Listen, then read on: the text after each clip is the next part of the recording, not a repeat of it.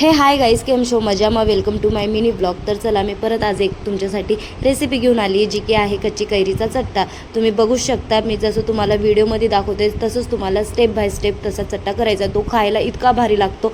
तुम्ही चपातीसोबत, भाकरीसोबत, फिक्की खिचडीसोबत तो खूप अप्रतिम लागतो. तो तुम्ही एकदा खरंच करून बघा, खूप छान लागतो. तुम्हाला आवडेल. तुम्ही माझं नावच काढशाल जर तुम्ही केलात तर चला आपण रेसिपीला सुरुवात करूया. जर मी 3 कच्च्या कैऱ्या घेतल्या, त्याला चांगल्या धुवून घेतल्या. त्याच्यानंतर त्याला मधातनं कापून घेतलं, त्याच्या कोय काढल्यानंतर त्याला एक खिसणीच्या साह्याने त्याला चांगल्या खिसून घेतल्या.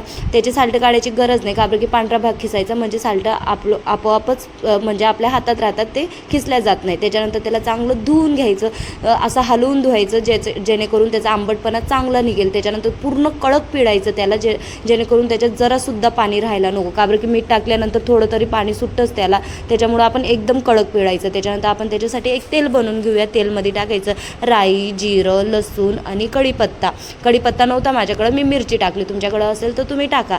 हा खायला खूपच भारी लागतो. जो आपला आता चट्टा होता त्याच्यावर आपण ही सगळी फोडणी चांगली तळल्यानंतर त्याच्यावर टाकून घेऊया. आणि स्वादानुसार नमक आणि साखर टाकूया. साखर जरा जास्त टाकायची, कारण की मी खाऊन बघितलं तर जरा आंबट जास्त लागत होता म्हणून मी साखर टाकली. हा खायला खूप छान आहे गाईस, तुम्ही नक्की करून बघा. आणि माझी रेसिपी आवडली असेल तर मला कमेंट करून, जर चट्टा आवडला असेल तर तुम्ही घरात ट्राय करा आणि माझ्या चॅनल